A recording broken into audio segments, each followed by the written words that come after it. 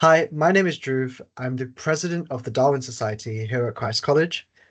Today, I'll be interviewing Paul Nathan, who is an alumni of Christ College, having studied natural sciences in 1987. So it's been quite a long time since then, and he's got quite a varied career. And so we're going to be talking to him a bit about his career, his life experiences, and also how he looks back on his time at Christ, what kind of skills he's got in retrospect, and how he found the right job for himself. So the reason this came about is that at Christ College, we have alumni events where we bring back some alumni to talk to students about their career journeys. And this was a really useful event that got held about 2 weeks ago, but we decided to re-meet because Paul actually couldn't make that meeting. And so I wanted to share this video online so that everyone could experience what it's like to speak to alumni and the types of relationships that we can have in the college. So hopefully it should be a great video. I trained as a chartered accountant at a firm doesn't exist anymore called Touche Ross, but it was a precursor of Deloitte. So trained in what's called general audit. At the end of that, I moved into investment banking within the finance part of investment banking. So I worked within this what they call like the CFO type functions. So I worked in a couple of different banks, a big Swiss bank called UBS. Was there for about 6 or 7 years, and then moved to Deutsche Bank. Was there for about 10 years, and I did a variety of roles. Mostly, as I say, in the CFO function, sometimes in the risk function, and often in the interface between finance, risk, credit risk, and then usually working quite closely with traders and the sort of quantitative analysts who are kind of like writing code, building models. I did a lot of. I ended up being quite sort of specialised in various bits of option valuation policy, and also sort of fairly sort of technical accounting policy as well. So that was the bulk of my career, and then was in sort of leadership type roles at Deutsche Bank.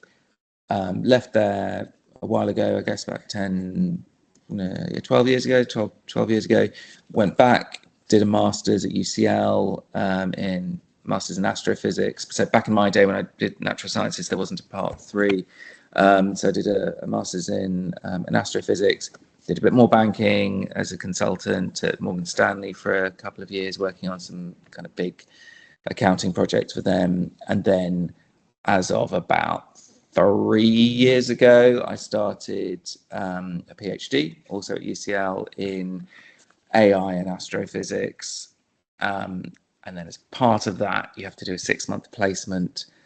So at the moment, I'm currently about halfway through that placement. I'm working at the Treasury, building them an AI model to help with managing their sort of mega projects that they run. I guess the other strand that's run, I guess, throughout my whole life, really, is that I've always aspired to be a writer, sort of write fiction. So ever since I was at Christ's, I was writing fiction, sending it off to publishers, not getting it published. And then, so at various points through my career, so I gave you, I guess, a potted history of my career there. But at various points in my career, I've taken chunks of time out to work on novels. I've had agents at various points. And but we never quite got a book published through traditional publishing. So about 5 years ago, I thought, I've been doing this for too long. If I'm not going to do this now, when am I going to do it? So I set up my own publishing imprint.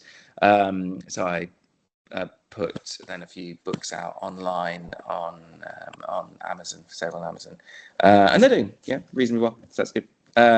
So I run that as like a very very micro business, with the intention that possibly at some point I'll start publishing other people's books as well.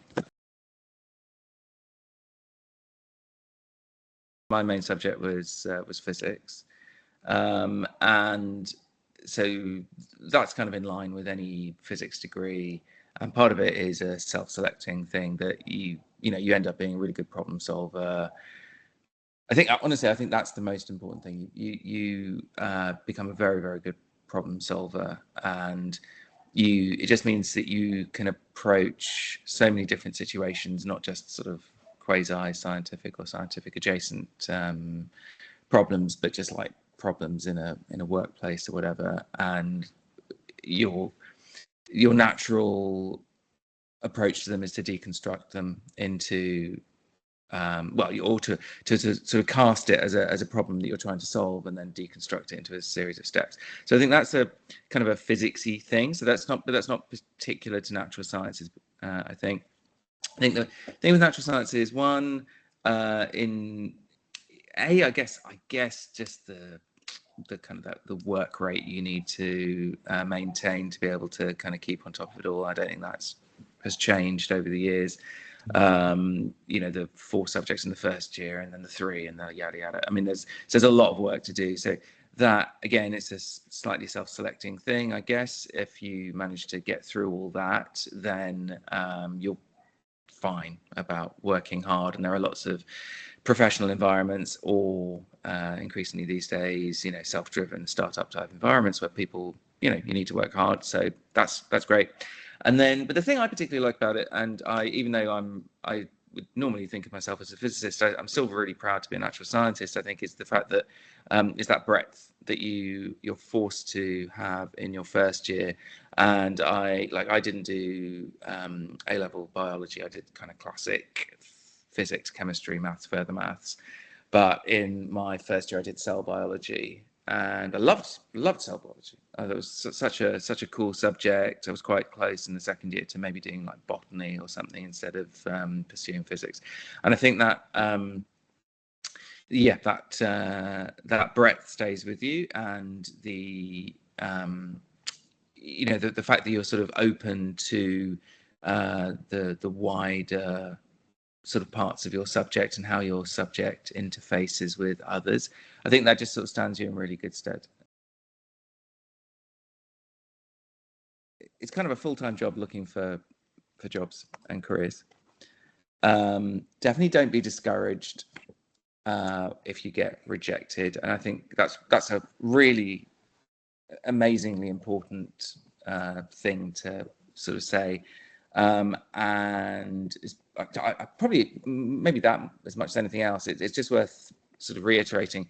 Rejection is a really, really integral part of the kind of the getting work process and of life.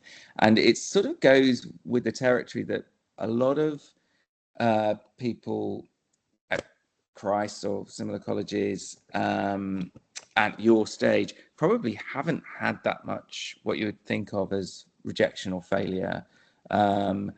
Certainly not on the academic side, because again, self-selecting, right? You've got to this stage, you must have done pretty well, right? So the first time that hits you, it can be quite dispiriting. And if you start, it's a very competitive marketplace at the moment. And so if you start sending your CV out, or you start doing your applications, you are going to get rejected. Almost certainly you're going to get rejected from a lot of the places you apply to. So again, this is very general advice. Don't be discouraged, keep on going. And someone once told me, I really like this, the way he articulated it, the pattern of applying for careers and jobs outside just core sort of applying for a PhD or whatever, but even then it can be similar, is the responses you'll get will be no, yes, right? And eventually, but you only need one yes, because honestly, most people can only do one job at a time. So the other thing I'd say is if you've already got, some people have a very clear idea of what they want to do.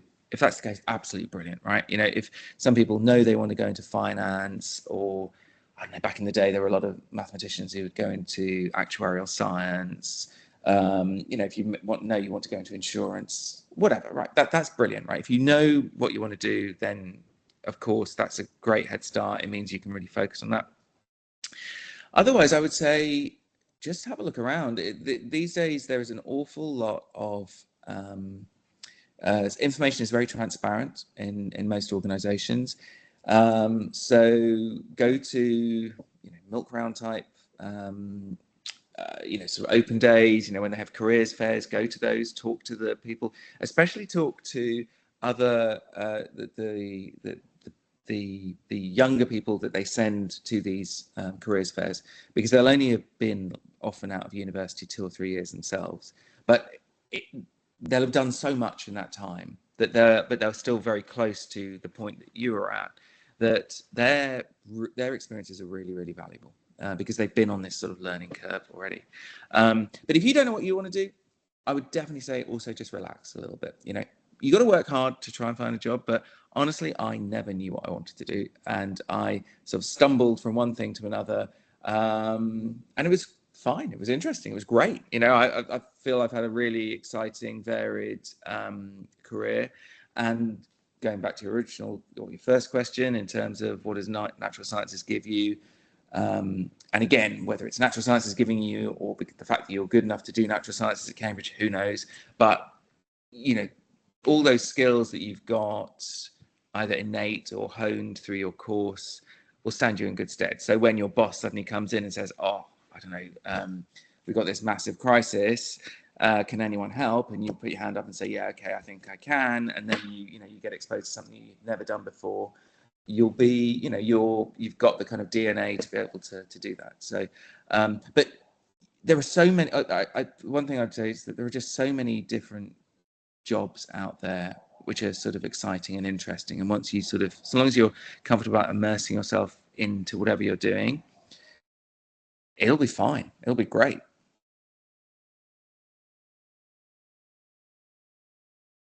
Cambridge is great, right?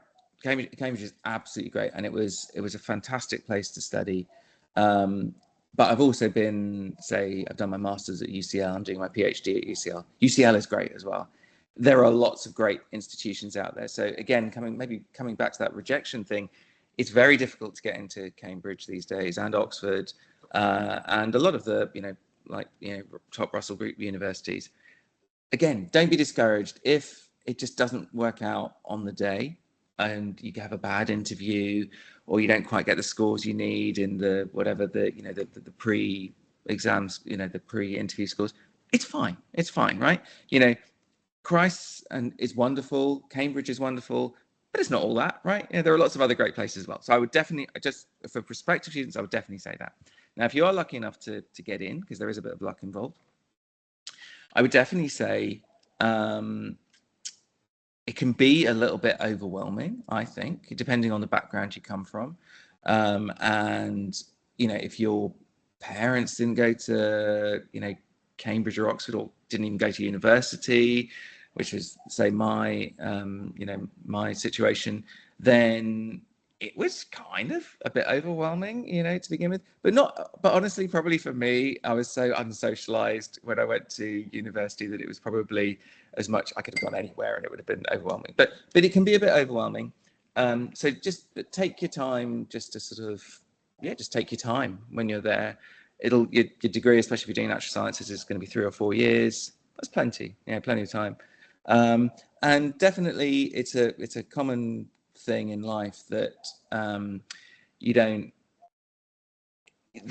sometimes you only really appreciate things in retrospect. You don't know that something good is happening until it's past. That's a really common feature.